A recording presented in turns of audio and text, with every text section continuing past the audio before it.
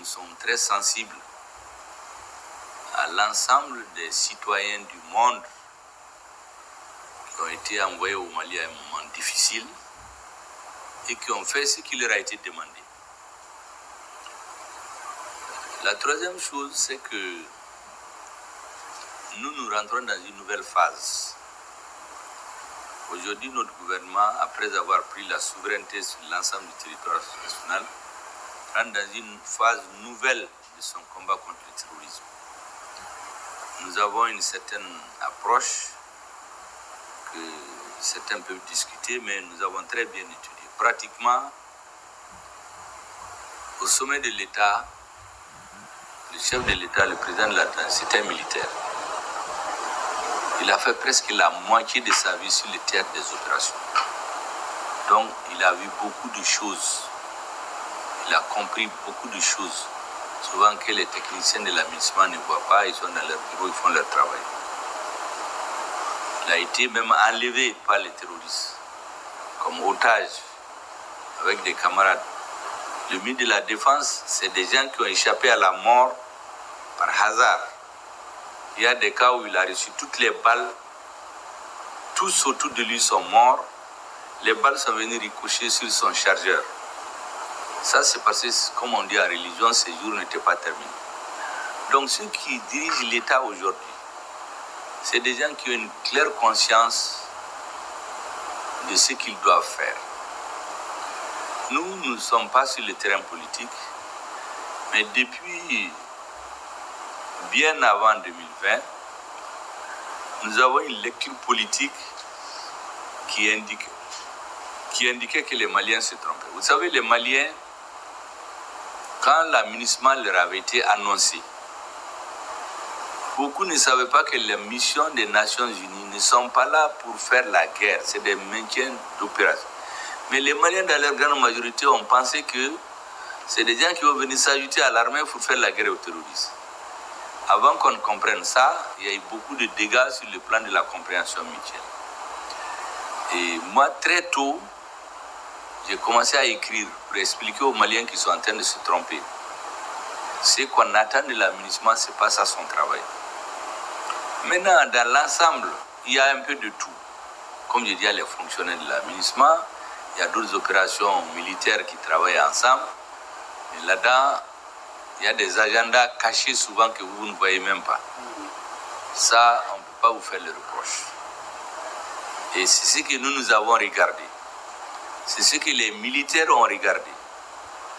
Parce qu'il y a des phénomènes qu'on ne comprenait pas. Je vous donne un indice. Quand on annonçait ici l'arrivée de l'aménagement, 25 avril 2013, la résolution 2100, vous savez, les Maliens étaient tellement ravis. Moi, j'étais de ceux qui leur expliquaient qu'ils sont en train de se tromper. Mais, en ce moment, on se rappelle seulement que le terrorisme, il était dans l'extrême nord du Mali. Maintenant, 7 ans après, il n'était pas au Burkina, il est arrivé.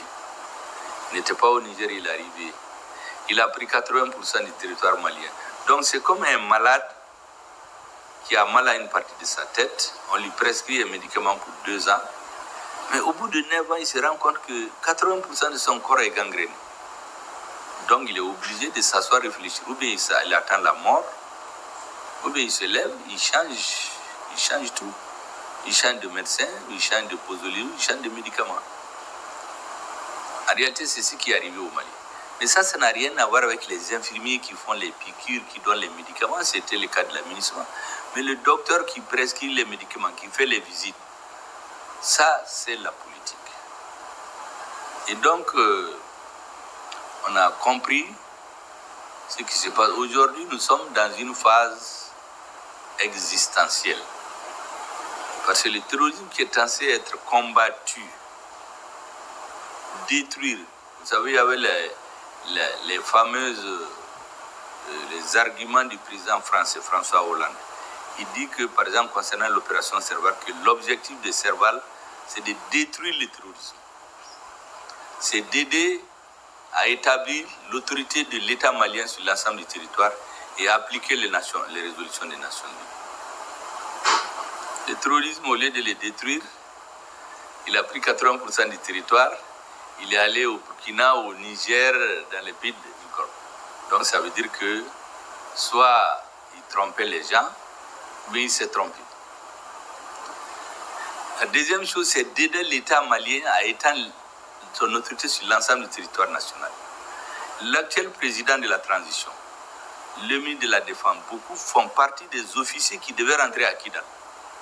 Mais c'est l'État français qui les a empêchés de rentrer. C'est l'armée française. Et donc, les gens sont obligés de se poser des questions. L'armée a agi sur des instructions politiques. Quand il y a eu les incidents, quand Moussa Mara a été, 2014, vous savez qu'il y a des soldats maliens qui se sont réfugiés dans les locaux de l'aménagement. Quand l'État malien a voulu récupérer leurs armes, les Français ont dit non, c'est des butins de guerre qui appartiennent à la SEMA.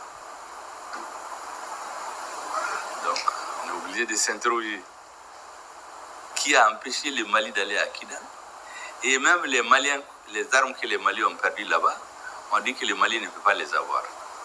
C'est pour vous dire seulement qu'il y a une question, c'est une série de questionnements que les Maliens ont continué à se poser. On ne s'est pas levé comme ça. La troisième chose, c'est les résolutions des Nations Unies. Allez-y lire les résolutions 2100 2013 et la résolution qui a suivi un an après. C'est la terre et le ciel. Donc, vous savez que quand quelqu'un est malade, toute personne qui dit qu'il va le soigner, il est d'accord. Donc, petit à petit, le terrorisme a quitté le nord, c'est venu au centre. Finalement, on a même oublié le nord. Et au nord, il n'y avait plus d'État. Est-ce que vous savez qu'il y avait des chefs rebelles qui percevaient 96 millions de francs CFA par mois dans l'exploitation des mines d'or à Gao? Dans les budgets de l'État, il y a des millions par an qui sont prévus pour l'entretien routier, pour des routes qui n'existent même pas. Les gouvernements ferment les yeux sur tout ça. Donc c'est pour vous dire que les Maliens n'en veulent à rien du tout au personnel qui a travaillé à la mission. Il y avait des jeux géopolitiques, des jeux politiques qui n'ont rien à voir avec eux. Et donc, partez avec le sentiment du devoir accompli. Je pense que vous avez fait ce qui vous a été demandé. Les jeux qui se font ailleurs, ça c'est autre chose. Et regardez même l'accord pour la paix et la réconciliation nationale qu'on a signé ici le 15 mai 2015. Les principaux mouvements armés ont refusé de signer. C'est le 20 juin qu'on a signé un addendum, un document qu'on a ajouté à l'accord et dire que ça a la même valeur que l'accord. Mais quand vous lisez ce document, tous les éléments de la partition programmée du Mali, qui dans 20-30 ans, tous les gens qui comprennent comme nous, ils allaient mourir, c'est fini. Donc on allait arriver à un niveau de partition de fait du Mali où aucun dirigeant ne peut revenir en arrière. Ce document, nous l'avons. En fait, c'est là-dedans qu'il y a la partition programmée du Mali. Et le gouvernement a été obligé de s'associer à ça. Moi, j'étais dans le gouvernement. 2015, 2016, je suis sorti. Pourquoi? Parce que le Premier ministre a été présenté aux Nations Unies un document sur les autorités intérimaires en disant que c'est un succès. Or, ce document n'a pas été élaboré par les Maliens. J'étais dans le gouvernement, on n'en a pas débattu. C'est le ministre de l'administration, le Premier ministre, ils ont monté au président, ils se sont montrés au nord, à l'ONU. Ça disait quoi en substance? Qu'il y a une loi malienne sur les autorités intérimaires qui est appliquée de façon abusive. Donc au nord, dans toutes les régions du nord, il y avait les terroristes. Gao, Tombouctou, Kidal, et ainsi de suite. On dissout les organes élus. C'est-à-dire, on passe le temps à parler de démocratie, mais tout ce que le peuple a élu, on les a enlevés. Maintenant, qui va diriger le nord? C'est des gens, des cadres qui sont nommés par la rébellion et le gouvernement. Et celui qui représente le gouvernement, c'est un rebelle. Donc c'est la rébellion qui va diriger les régions du Nord. Moi j'ai dit au Premier ministre, mais c'est que les rebelles n'ont pas eu par les armes. Ils n'ont pas eu par les négociations. C'est sous la table que les pouvoirs politiques, c'est ce qu'ils cherchaient. Ils n'ont pas eu par les armes. Ils n'ont pas eu dans les négociations. Maintenant, on va dissoudre tous les organes élus. On les remplace par des personnes qui sont désignées dans des bureaux à Bamako, par les chefs des rebelles. Bon, c'est tout ça réuni qui a fait que finalement, on est arrivé à la conclusion qu'il vaut mieux faire un divorce à la manière. Parce que quand un couple est tel que monsieur et madame ne peuvent pas vivre là, il vaut mieux se séparer. C'est ce qui est arrivé et vraiment, sur le plan technique, nous n'avons rien à vous reprocher. Je voulais que vous partiez avec le sentiment de devoir accompli. La séparation avec les forces internationales, c'est une décision politique. Je vous ai donné quelques éléments pourquoi c'est arrivé. Je l'ai dit même aux Nations Unies, moi-même quand j'ai été nommé Premier ministre la première fois, j'étais parti.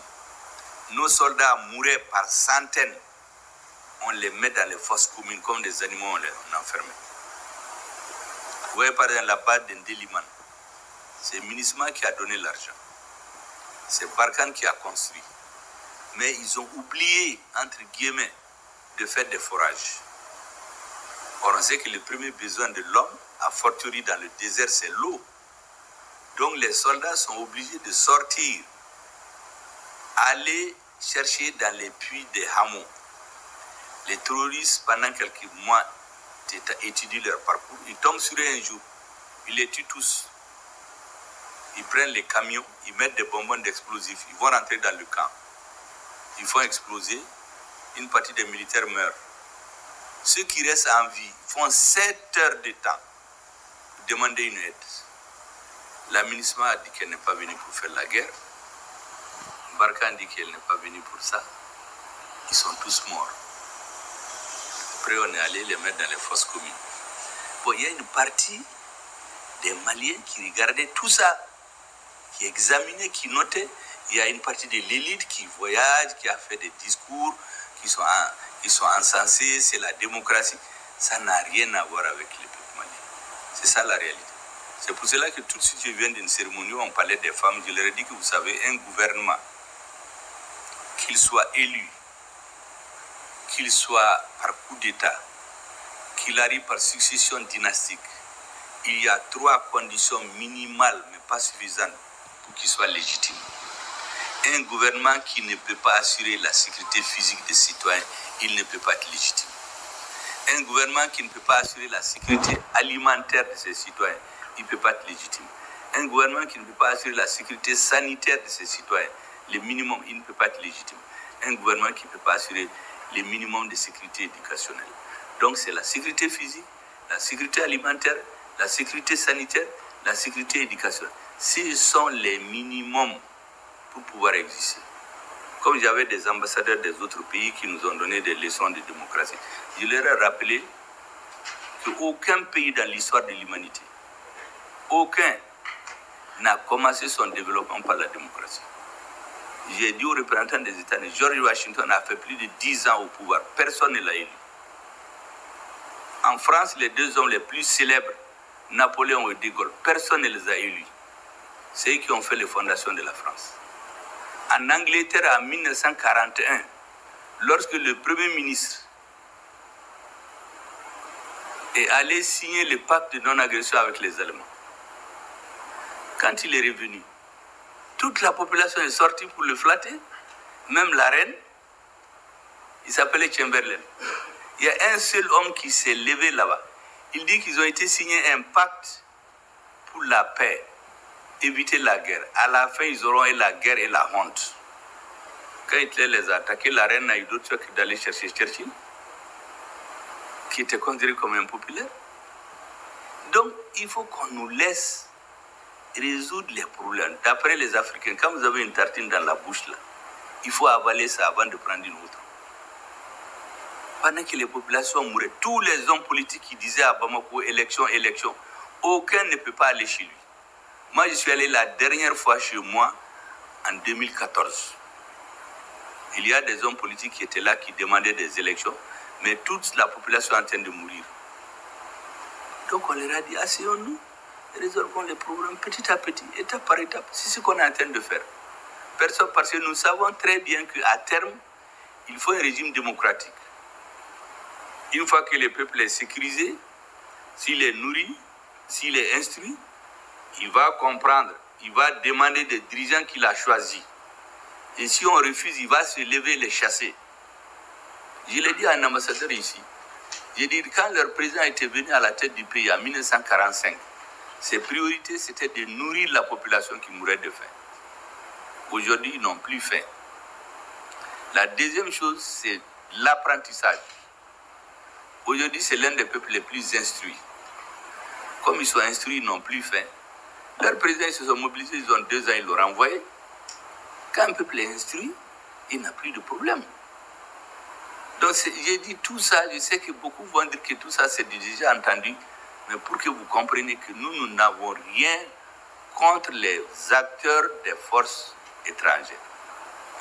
Les jeux géopolitiques et politiques qui se faisaient, vous n'avez rien à voir. C'est pourquoi ceux qui sont morts, nous les aurons toujours en mémoire. Nous considérons qu'ils ont donné leur vie pour la paix au Mali. Donc je voudrais vous saluer. Et la façon dont vous quittez, vous savez, on dit souvent, la façon dont on vient, ce n'est pas le plus important, mais comment on part. Et on se sépare à l'amiable. L'aménagement était venu, ce que les Maliens ont pensé, ils sont avérés que c'est pas ça, ils étaient fâchés. Maintenant, on est en train de se séparer à l'amiable. Et je crois que c'est la meilleure façon de se séparer et vous laisser une bonne impression. En tout cas, les rencontres que j'ai eues avec vous et les dernières phases, c'est vrai, au début, il y avait, bon, toute chose, c'est comme ça, c'est comme un enfant, quand il vient au monde, il tombe, il s'élève. Je ne comprenais pas au début, mais la dernière phase, tout le monde est content. J'ai demandé personnellement au ministre des Affaires étrangères, il m'a dit que tout est clean.